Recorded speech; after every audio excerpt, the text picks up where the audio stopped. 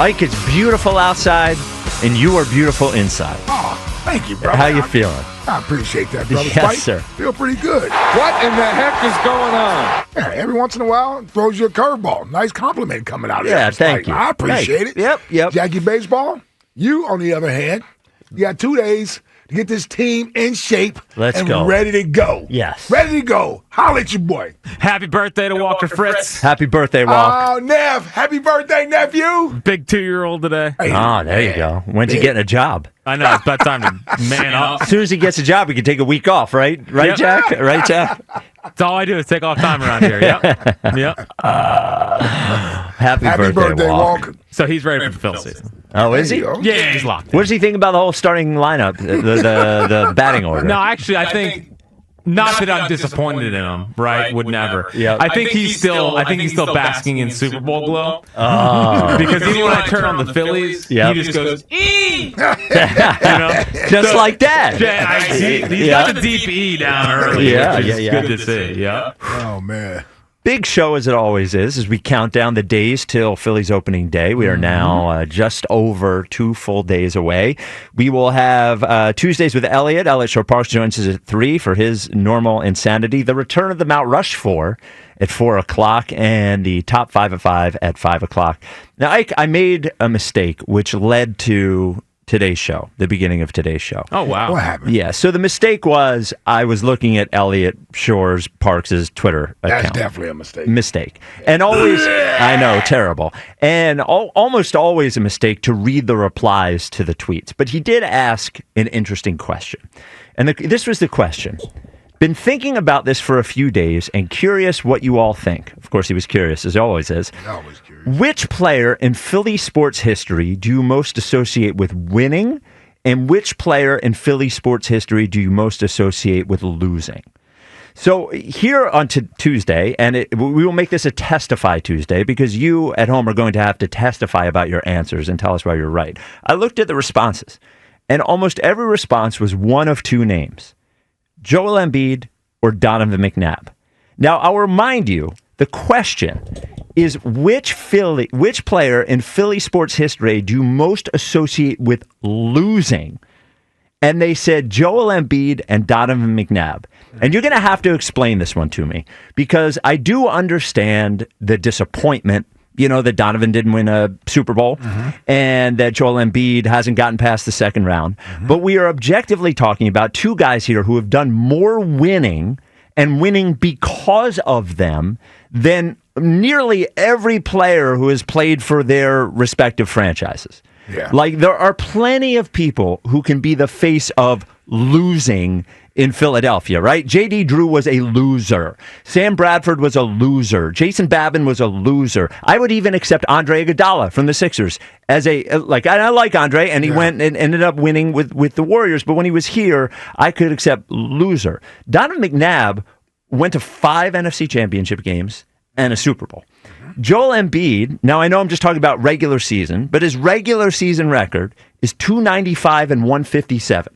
And the pace of that's a 53-win pace. He won an MVP. He came runner-up twice. He is not a loser. In fact, if I'm going to think about the Eagles, Randall Cunningham was a bigger loser than Donovan McNabb was. Randall Cunningham won 1 playoff game here in Philadelphia. Yeah. And on Testify Tuesday, you are going to have to explain to me, 215-592-9494, why Donovan McNabb and Joel Embiid, of all players in the history of this city, should be your losing representation. Does this add up to you? It doesn't add up to me. Well, it doesn't. Well, I certainly don't agree with it.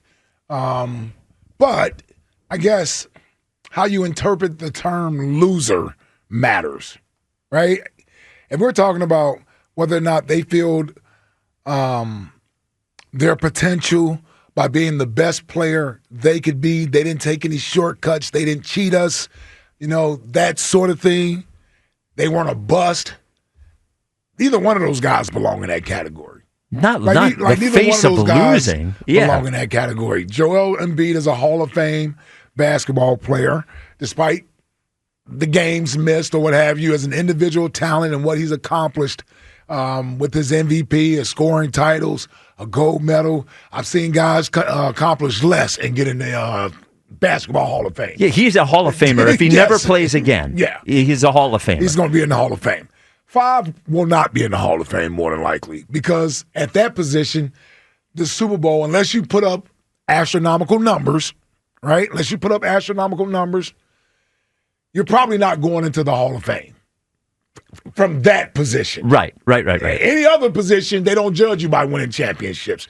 You're judged on your individual talent. At the quarterback position, the championships do get added in there, or your numbers had better be superior to a lot of the other quarterbacks' numbers, which leads to accolades, all pros, Pro Bowls. So I certainly would agree with it. Those two guys. We won a lot of football games with Donovan as our quarterback. You know, I understand Jalen just won the Super Bowl and he's gone to 2 Super Bowls. I'm not going to debate the greatest quarterback in franchise history. If you want to tell me it's Jalen Hurts, I got no argument. Yes. Donovan is my quarterback. Right. And will always be my quarterback. So, but I understand. And by the way, he won big. He didn't win the big game. Right. But Well, a he lot of won big games. plenty Yes, of sir. big games. With the 5 conference title games. Right. Like, you don't get to 5 conference title games without winning some big games along the way. So I totally agree with you there. Can I throw a guy in there? Are we doing guys that we would consider losers? Well, over these guys, Oh, yeah. I mean, these so guys I would throw a James Harden in there. as a loser. Yeah. You know, great talent. Right. Forget about that. Yeah, talent is unquestionable. That's not.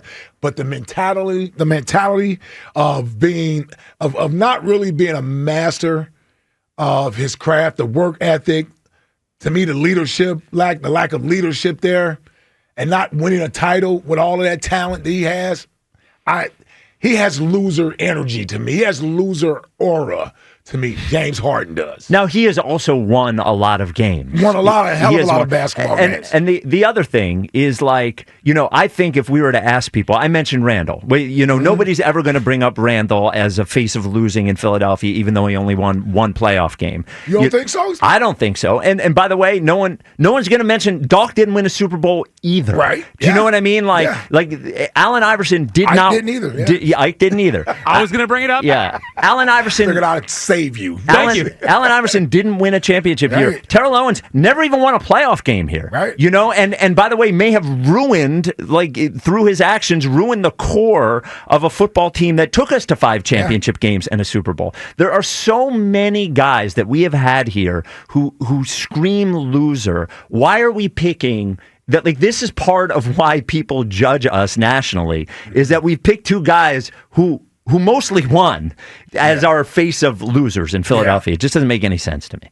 Jack, you were saying? Well, I just what's the difference between Embiid and Harden? You know what I mean? Like, I think Donovan is a different. The Donovan I don't really get. I know he threw up in the Super Bowl, whatever. Allegedly threw up in the Super Bowl, and I get it. Yeah, I said allegedly. I think Embiid's pretty deserving. I think Embiid's pretty. Like, what's really the difference between him and Harden? I mean, they both have similar aura. Well, we both Embiid's saw them fold in the Game 7 here. Yes, but at that least doesn't. Harden went to a Game 7 Western Conference Finals against the Warriors. You know, like, I don't see this with Embiid.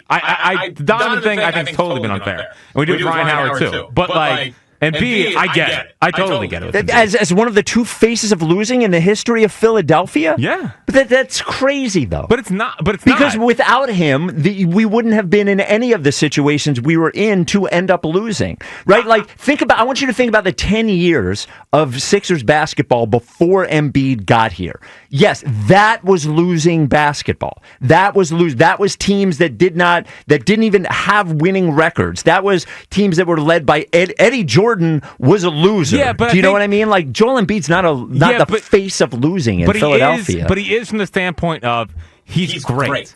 Like, we're talking about Iguodala. We're talking about J.D. Drew. We're talking about Embiid's a great player that just doesn't have it mentally to. That's why I went Harden. But they kind of remind me of each other. You want to go Roland? I mean, Roland was a great player that ultimately couldn't hack it here. I mean, you can put loser vibes on him if you want.